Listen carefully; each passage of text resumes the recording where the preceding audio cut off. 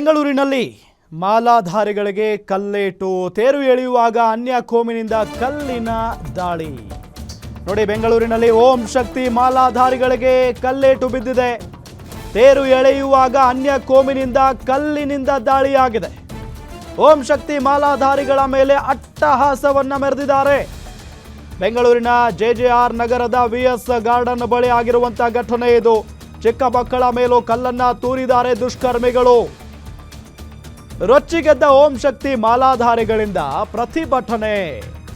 ಬೆಂಗಳೂರಿನಲ್ಲಿ ಓಂ ಶಕ್ತಿ ಮಾಲಾಧಾರಿಗಳ ಮೇಲೆ ಕಲ್ಲನ್ನ ತೂರಿದ್ದಾರೆ ಕಿಡಿಗೇಡಿಗಳು. ತೇರು ಎಳೆಯುವಾಗ ಅನ್ಯ ಕೋಮಿನ ಯುವಕರು ಕಲ್ಲಿನಿಂದ ದಾಳಿ ಮಾಡಿದ್ದಾರೆ. ನೋಡಿ, ಇದು ಎಷ್ಟರ ಮಟ್ಟಿಗೆ ಸರಿ? ಯಾಕೆ ಈ ರೀತಿಯಾಗಿ ಮಾಡೋದಕ್ಕೆ ಹೋಗ್ತಾರೆ?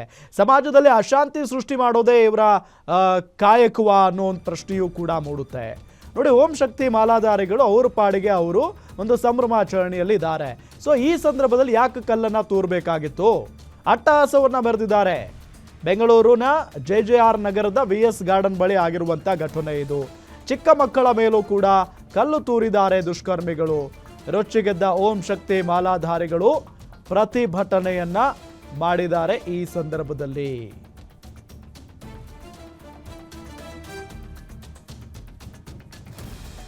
ನೋಡಿ, ಈ ಸಂದರ್ಭದಲ್ಲಿ ಅಂದರೆ ಪಾಪ ಎಲ್ಲ ಓಂ ಶಕ್ತಿ ಮಾಲಾಧಾರಿಗಳಿದ್ದಾರೆ. ಅವ್ರ ಪಾಡಿಗೆ ಅವರು ತೇರೆಳಿತಾ ಒಂದು ಭಕ್ತಿಯಲ್ಲಿ ಮಿಂದೇಳ್ತಾ ಇದ್ದಾರೆ. ಅವ್ರ ಪಾಡಿಗೆ ಅವ್ರು ಇದ್ದಾರೆ. ಈ ಸಂದರ್ಭದಲ್ಲಿ ಅನ್ಯ ಕೋಮಿನ ಯುವಕರು ಒಂದಿಷ್ಟು ಜನ ಬಂದು ಅವ್ರ ಮೇಲೆ ಕಲ್ಲು ತೂರಿದ್ದಾರೆ. ಇದು ಯಾವ ಧರ್ಮ ಹೇಳ್ಕೊಡುತ್ತೆ ಸ್ವಾಮಿ? ಕಲ್ಲು ತೂರಿ ಹೋಗಿ ಇನ್ನೊಂದು ಧರ್ಮದವ್ರ ಮೇಲೆ ಅಂತ ಹೇಳಿ ಯಾಕೆ ಈ ರೀತಿಯಾಗೆಲ್ಲ ಮಾಡಬೇಕು? ನಿಮ್ಮ ಪಾಡಿಗೆ ನೀವಿರ್ತೀರಾ, ಅವ್ರ ಪಾಡಿಗೆ ಅವ್ರು ಇರ್ತಾರೆ. ಅವ್ರದ್ದೇನೋ ಭಕ್ತಿ. ಸೊ ಹಾಡು ಹೇಳ್ತಾ ತೇರು ಎಳಿತಾ ಒಂದೊಂದು ಭಕ್ತಿಯಲ್ಲಿದ್ದಾರೆ. ಈ ಸಂದರ್ಭದಲ್ಲಿ ಕಲ್ಲು ತೂರುವಂಥ ಮನಸ್ಥಿತಿ, ಕೆಟ್ಟ ಮನಸ್ಥಿತಿ ಇದೆಯಲ್ಲ, ಇದು ಯಾಕೆ ಬರುತ್ತೆ ಅನ್ನೋದು ನಮ್ಮ ಪ್ರಶ್ನೆ. ಸೊ ಈಗ ಕಲ್ಲು ತೂರಿದ್ದಾರೆ ಅವ್ರ ಮೇಲೆ, ಒಂದಿಷ್ಟು ಜನರಿಗೆ ಗಾಯ ಆಗಿದೆ. ಅವರೆಲ್ಲ ಪ್ರತಿಭಟನೆಗೆ ನಿಂತ್ಕೊಂಡಿದ್ದಾರೆ. ಈಗ ನಮಗೆ ನ್ಯಾಯ ಬೇಕು ಅಂತ ಹೇಳಿ. ಸೊ ಅಕಸ್ಮಾತಾಗಿ ಅಲ್ಲಿ ಕಲ್ಲು ತೂರಿದವರು ಅವ್ರ ಕೈಯಲ್ಲಿ ಸಿಕ್ಬಿಟ್ಟಿದ್ರೆ ಏನಾಗದ ಅವ್ರ ಪರಿಸ್ಥಿತಿ ಈಗ?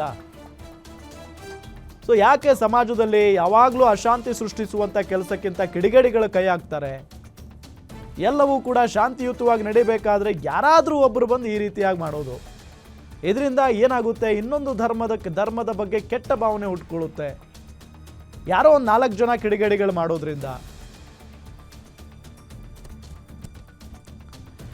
ಇದೇ ವಿಚಾರಕ್ಕೆ ಸಂಬಂಧಪಟ್ಟಂತೆ ಡೀಟೇಲ್ಸ್ ಕೊಡ್ತಾರೆ ನಮ್ಮ senior crime reporter Ajay Gowda ಸಂಪರ್ಕದಲ್ಲಿದ್ದಾರೆ. ಅಜಯ್ ಗೌಡ, ಎಲ್ಲಿ ಆಗಿರುವಂಥದ್ದು ಇದು? ಹೇಗಾಯಿತು? ಯಾರು ಆ ಕಿಡಿಗೇಡಿಗಳು? ಡೀಟೇಲ್ಸ್ ಕೊಡ್ತಾ ಹೋಗೋದಾದ್ರೆ.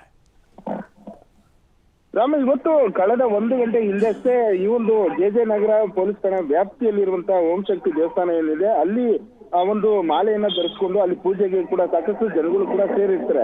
ಆ ಒಂದು ಸಂದರ್ಭದಲ್ಲಿ ಅನ್ಯ ಕೋಮಿನ ಕೆಲವೊಂದಷ್ಟು ಯುವಕರು ಕಲ್ಲನ್ನ ಎಸೆದು ಒಂದು ದಾಂಧಲೆಯನ್ನ ಮಾಡಿರುವಂತ ಆರೋಪ ಕೂಡ ಇರುವಂತದ್ದು. ಜೊತೆಗೆ ಅಲ್ಲಿ ಮಾಲೆಯನ್ನ ತೊಟ್ಟಿದಂತ ಒಂದು 2 ಮಕ್ಕಳಿಗೆ ತಲೆಗೆ ಕೂಡ ಸಾಕಷ್ಟು ಗಾಯಗಳಾಗಿದೆ ಅಂತ ಹೇಳಿ ಮಾಹಿತಿ ಸಿಗ್ತಾ ಇದೆ. ಅದೇ ರೀತಿಯಾಗಿ ಯಾವಾಗ ಈ ಒಂದು ಕಲ್ಲು ಎಸೆದ್ರಂತ ಸಂದರ್ಭದಲ್ಲಿ ಅಲ್ಲಿದ್ದಂತ ಮಾಲಾಧಾರಿಗಳಾಗಿರ್ಬೋದು, ಅಲ್ಲಿರುವಂತ ಸಾರ್ವಜನಿಕರು ಜನರಿಗೆ ಏನಿದ್ದಾರೆ ಎಲ್ಲರೂ ಕೂಡ ಸ್ಥಳೀಯ ಪೊಲೀಸ್ ಸ್ಟೇಷನ್ ಅಂದ್ರೆ ಜೆಜೆ ನಗರ ಪೊಲೀಸ್ ಠಾಣೆಗೆ ಹೋಗಿ ಯಾರು ಕಲ್ಲು ಎಸೆದ್ರು ಅನ್ನೋದ್ರ ಬಗ್ಗೆ ಸಾಕಷ್ಟು ಮಾಹಿತಿ ಇದೆ. ಯಾರು ಎಸೆದ್ರು ಅಲ್ಲಿ ಹೋದಂತ ಸಂದರ್ಭದಲ್ಲಿ ಕೆಲವೊಂದಷ್ಟು ಯುವಕರು ಮೊದಲೇ ರೆಡಿ ಆಗಿದ್ರು. ಅಲ್ಲಿ ಹೋದಂತ ಸಂದರ್ಭದಲ್ಲಿ ಪೂಜೆ ಮಾಡುವಂತ ಸಂದರ್ಭದಲ್ಲಿ ಈ ರೀತಿಯಾಗಿ ಕಲ್ಲನ್ನ ಎಸೆದು ದಾಂಧಲಿನ ಮಾಡಿದರೆ ಅಲ್ಲಿ ಇರುವಂತ ಕೆಲವೊಂದಷ್ಟು ಮಕ್ಕಳಿಗೂ ಕೂಡ ಸಣ್ಣ ಪುಟ್ಟ ಗಾಯಗಳಾಗಿದ್ದಾವೆ. ಅದೇ ರೀತಿಯಾಗಿ ಅಲ್ಲಿ ಸಾಕಷ್ಟು ಜನಗಳು ಪೂಜೆಯನ್ನ ಮಾಡ್ತಾ ಇರ್ತಾರೆ. ಇಷ್ಟ ಬಂದ ಹಾಗೆ ಅಲ್ಲಿದ್ದಂತ ಕೆಲವೊಂದಷ್ಟು ಜನರು ಒಂದು ಕಲ್ಲನ್ನ ಎಸೆದಿರುವಂತದ್ದು. ಹೀಗಾಗಿ ಅಲ್ಲಿರುವಂತ ಸ್ಥಳದಲ್ಲಿ ಯಾವಾಗ ಈ ಒಂದು ಮಾಹಿತಿ ಪೊಲೀಸರಿಗೆ ಹೋಗುತ್ತೆ, ಇಮಿಡಿಯೇಟ್ ಆಗಿ ಅಲ್ಲಿ ಹೋಗಿ ಅಲ್ಲಿ ಚದುರಿಸುವಂತ ಕೆಲಸವನ್ನ ಮಾಡ್ತಾರೆ.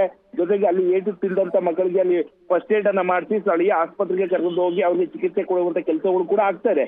ಮತ್ತೊಂದು ಕಡೆ ಈ ಮಾಲಾಧಾರಿಗಳು ಏನಿದ್ರೆ ಅಂದ್ರೆ ಮಗುಗೆ ಏಟಾಗಿತ್ತಲ್ಲ, ಅವರ ಪೋಷಕರು ಕೂಡ ಪೊಲೀಸ್ ಠಾಣೆಗೆ ಮುಂದೆ ಹೋಗಿರುವಂತದ್ದು. ಜೊತೆಗೆ ಅಲ್ಲಿ ದೂರನ್ನ ದಾಖಲಿಸಬೇಕು. ಯಾರು ಈ ರೀತಿಯಾಗಿ ಒಂದು ಕಲ್ಲನ್ನ ಎಸೆದಂತ ಕಿಡಿಗೇಡಿಗಳು ಏನಿದ್ದಾರೆ ಅವರ ವಿರುದ್ಧವಾಗಿ ಕೂಡಲೇ ಕ್ರಮವನ್ನ ತೆಗೆದುಕೊಳ್ಬೇಕು ಅಂತೇಳಿ ಪೊಲೀಸ್ನವರಿಗೆ ಈಗಾಗಲೇ ಕೆಲವೊಂದಷ್ಟು ದೂರು ಕೊಡುವಂತ ಕೆಲಸಗಳು ಕೂಡ ಆಗ್ತಾರೆ. ಅಂದ್ರೆ ಇಲ್ಲಿ ಜೆಜೆ ನಗರದಲ್ಲಿರುವಂತ ವಿಎಸ್ ಗಾರ್ಡನ್ ಏನಿದೆ ಅಲ್ಲಿ ಒಂದು ಓಂ ಶಕ್ತಿ ದೇವಸ್ಥಾನ ಇದೆ.